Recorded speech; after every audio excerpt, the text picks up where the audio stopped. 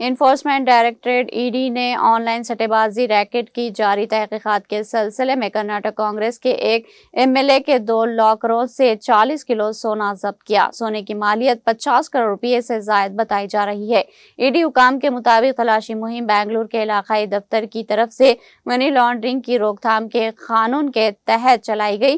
اس برآمدگی کے ساتھ اس معاملے میں ضبط کی گئی کل رقم 150 کروڑ روپے سے زائد ہو گئی ہے، جس میں پہلے سے ضبط کی گئی تقریباً 21 کلو سونے کی سلاخیں، نقد رقم، زیورات، لگژری کاریں اور منجمد شدہ بینک اکاؤنٹ شامل ہے۔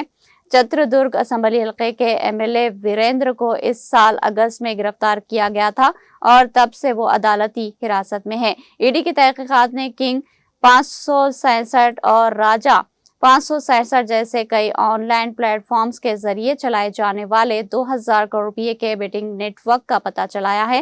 اپنے بیان میں ای ڈی نے کہا کہ وریندر نے اپنے دوستوں اور کنبے کے افراد کے ساتھ مل کر کئی غیر قانونی سٹے بازی کی ویب سائٹ چلائی اور معصوم لوگوں کو ٹھگا ہے۔